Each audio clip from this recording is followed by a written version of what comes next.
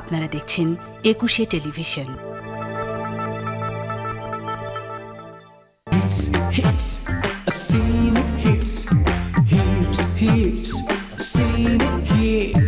নতুন পুরনো ছবি গানে বাজবে সবার প্রাণে প্রাণে। সিনেমা প্রেমী বন্ধুরা, আপনাদের সবাইকে আমন্ত্রণ জানাচ্ছি একুশে টেলিভিশনের সাপ্তাহিক চলচ্চিত্র বিষয়ক বিশেষ অনুষ্ঠান তিব্বত স্নো প্রেজেন্স সিনেহিটস দেখার জন্য। আজকে এই অনুষ্ঠানটাকে বিশেষ বলেছি কেন? কারণ বিশেষ একজন অতিথি হিসেবে এসেছেন, যিনি বিশেষ একটি চরিত্রে অভিনয় করেছেন একটা বিশেষ সিনেমায়, এবং সেই সিনেমাটি গেল শুক্রবার সারা দেশব্যাপী মুক্তি পেয়েছে এবং যার টাইটেল হচ্ছে রিক্সা গার্ল। নামটা শুনে বুঝতে পারছেন সিনেমাটা একটু বিশেষ, এবং আরও বিশেষত্বের কারণ হচ্ছে সারা বিশ্ব ঘুরে দীর্ঘদিন পর বাংলাদেশে ল্যান্ড করেছে এই সিনেমা। সেই সিনেমার কেন্দ্রীয় চরিত্রে যিনি অভিনয় করেছেন নভেরা রহমান, তিনি আছেন আমাদের মাঝে। আজকে পুরো অনুষ্ঠান জুড়ে থাকবেন, আর সঙ্গে থাকবো আমি ইমতু, এবং আশা করি আপনারাও সবাই থাকবেন কিন্তু এবং ভালো লাগবে আপনাদের সেই প্রত্যাশায়।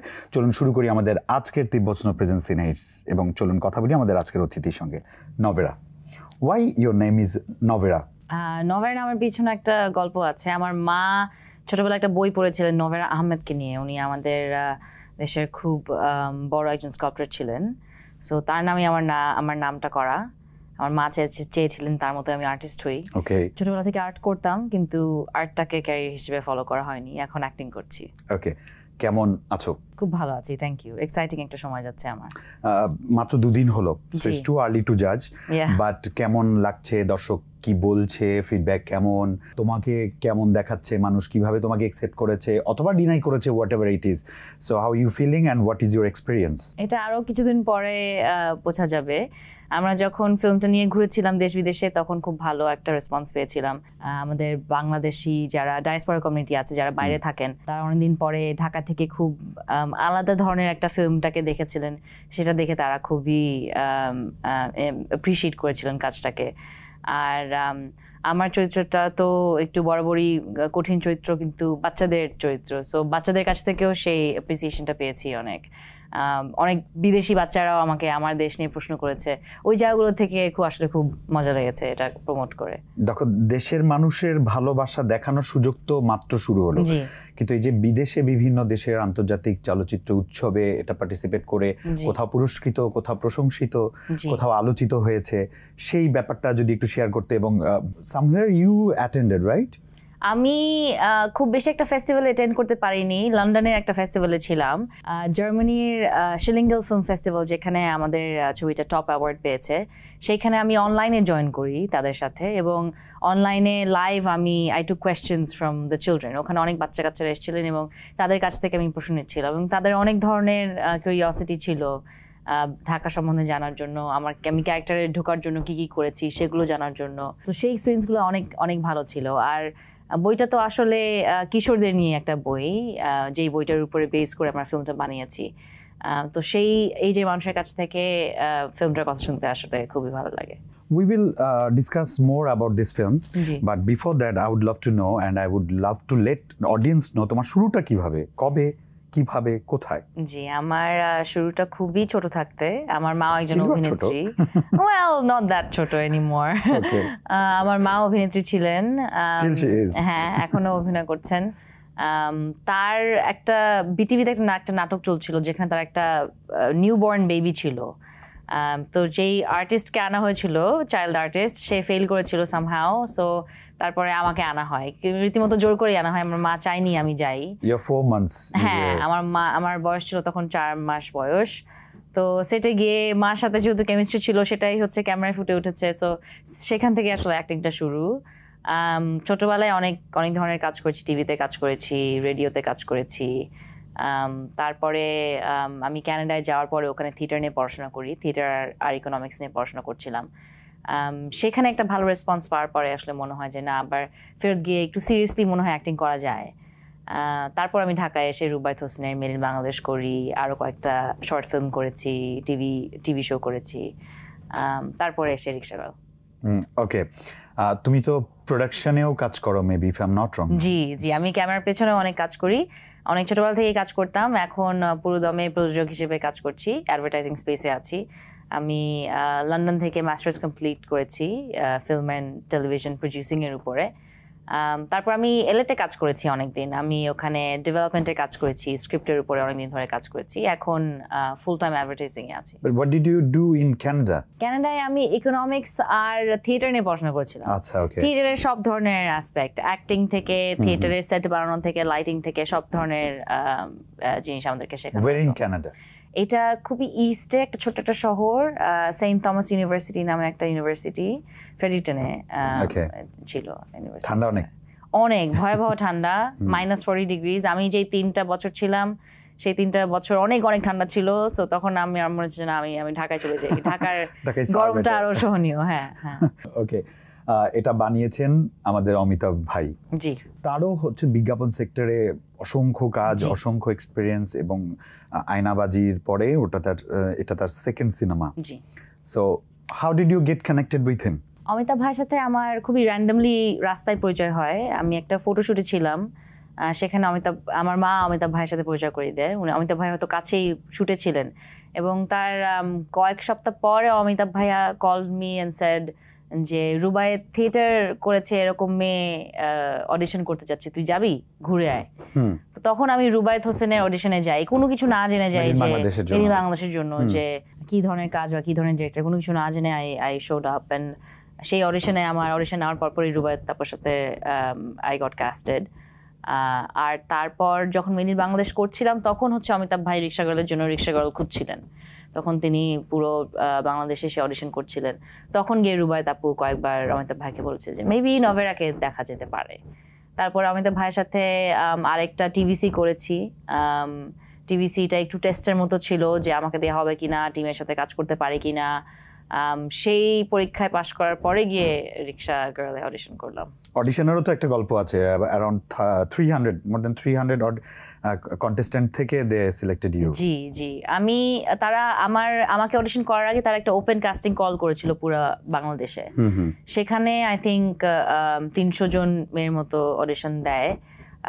আই থিঙ্ক ওটা মেবি হয়তো ওয়ার্ক করেনি, কারণ চরিত্রটা বেশ ইয়াং, বেশ আর অনেক স্ট্রেংথ দরকার। সো অ্যাকচুয়াল 16-17 ইয়ার ওল্ডকে দিয়ে করানো এটা একটু ডিফিকাল্ট। আর তখন I was 23-24, I was 5 years ago. So don't tell your real age. I don't mind. Okay. আমি মনে করি না যে মেয়েদের বয়স হলে সমস্যা হয় or anything. But হ্যাঁ, so তখন they wanted somebody আরেকটু mature. সো এই জন্য আমি তারপরে গিয়ে অডিশন করি। মানে এটা ওনাদের জন্য প্লাস পয়েন্ট ছিল যে looking young but has got the energy. Yes, definitely definitely. যেহেতু রিক্সা পুলার ক্যারেক্টার করতে হবে। আচ্ছা, ওকে, আমি আরো ডিটেইলস কথা বলবো, কিন্তু তার আগে যাদের জন্য এই অনুষ্ঠান সেই অডিয়েন্সের কাছে একটু যাচ্ছি। ডিয়ার ফ্রেন্ডস, নভেরা আছে, তার সঙ্গে অনেক আড্ডা এখনো বাকি আছে, জানার বাকি আছে আমাদের রিক্সা গার্ল নিয়ে। আশা করি সঙ্গে থাকবেন। নিচে ছোট্ট একটা ব্রেকের পর দেখা হবে।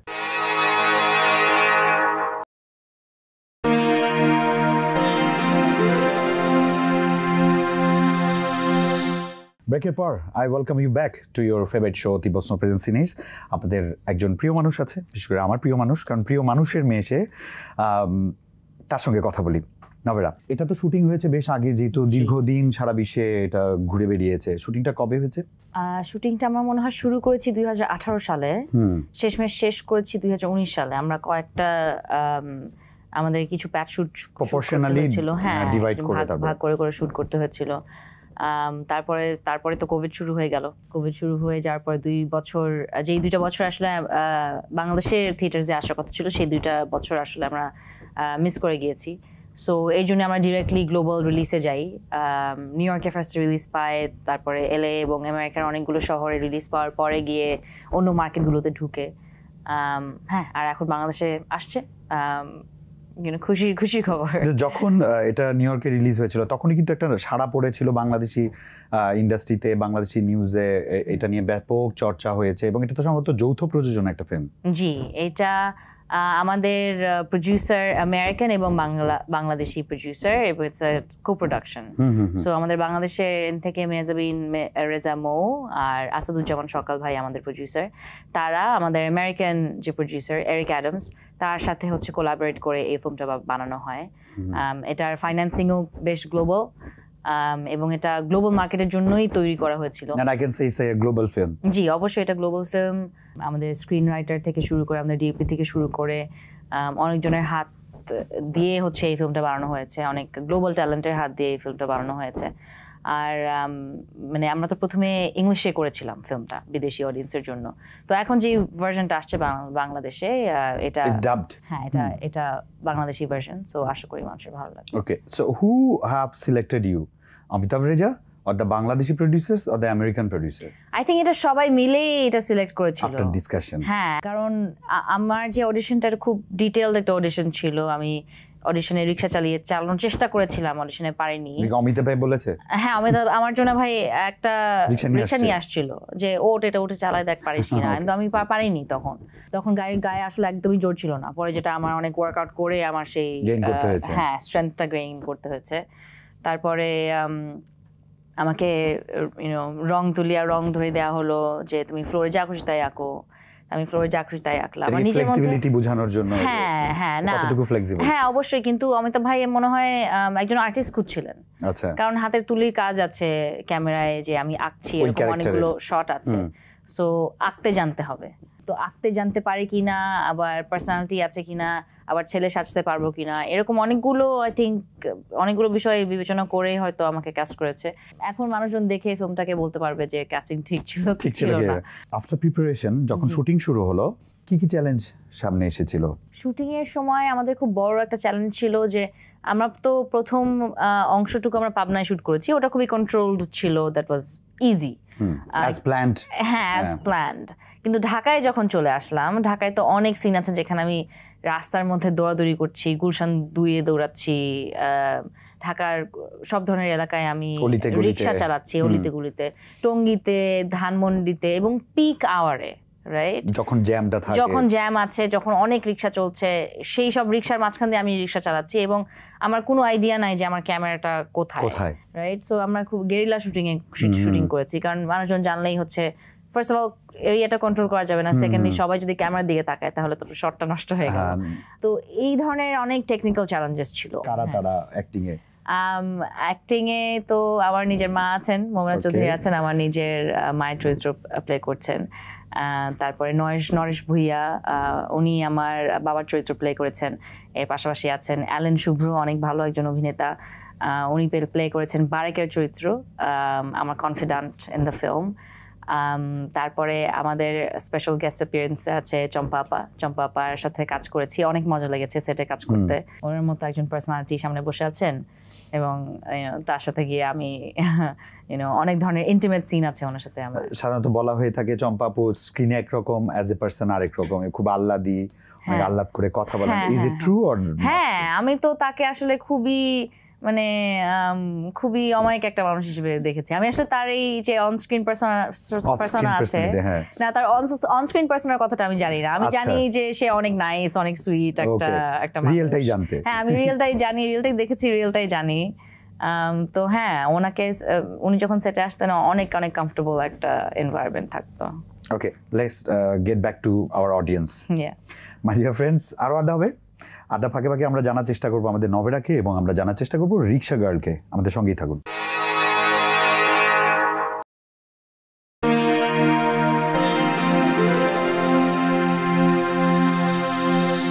ব্রেকের পর সবাইকে আবারও স্বাগত জানাচ্ছি তিব্বত প্রেজেন্স সিনেজ দেখার জন্য। আমাদের সঙ্গে নভেরা আছে, চলুন নভেরার কাছে চলে যাই। একটা ফিল্ম, একটা আর্টিস্টের জন্য একটা ড্রিম, সিলভার স্ক্রিনে আমাকে দেখাবে, অ্যান্ড দ্য ফার্স্ট টাইম তুমি ছক্কা পেটালে একটা পূর্ণাঙ্গ এবং অমিতাভ ভাইয়ের মতো একজন লিডিং ডিরেক্টর, এবং সেখানে তুমি লিড ক্যারেক্টার করছো।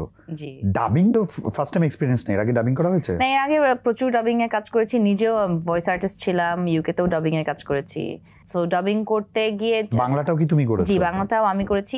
ওইখানেই চ্যালেঞ্জটা ছিল যে মুখে কথাটা মেলানো বা যতটুকু সম্ভব মেলানো। হ্যাঁ, ডাবিং এর এটাই তো মজা, ভিন্ন ভাষায় নিজের ভাষাটাকে ওইভাবে ঠোঁটের সাথে মিলিয়ে একটা পারফেক্ট শব্দটা বলানোটা কিন্তু মজা। আমার চেষ্টা করেছি অনেকটুকুই, কারণ মানে বাঙালি স্ক্রিপ্ট তো বাংলাদেশি সেটআপে করা, তো এর জন্য বাংলায় শুনতে মনে হয় আরো কমফোর্টেবল লাগে। একটা সিনেমা করেছো, এটা দায়িত্ব বাড়িয়ে দেয় অনেক বেশি, এবং রিলিজ হয়েছে, অডিয়েন্স এখন দেখছে, কি ভালো মন্দ সবাই বলবে, বাট হোয়াটস ইউর ভিশন? তুমি এরপরে থাকতে চাও এই মানে ফ্রন্টে এবং লিডিং ক্যারেক্টারগুলোতে? এটা আসলে দেখতে হবে, আরেকটা ফিল্মের কথা চলছে যেটাতে লিডিং লেডি করার কথা হচ্ছে।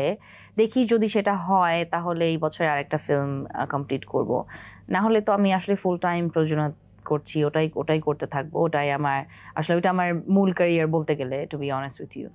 আর আমি আসলে যে এই মেইন ক্যারেক্টার করতে হবে এরকম অভিনেতা না, আমি নায়িকা না মোটেও, আমি একজন অভিনেতা।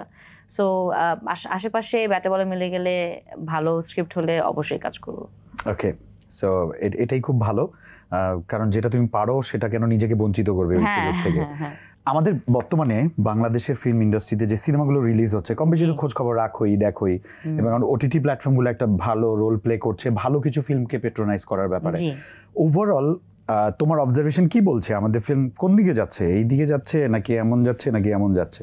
একটু তো উপরের দিকে যাচ্ছে অবশ্যই। লাস্ট কয়েকটা বছরে তো আমাদের প্রোডাকশন কোয়ালিটি অনেক অনেক ভালো হয়েছে, এটা বলবো।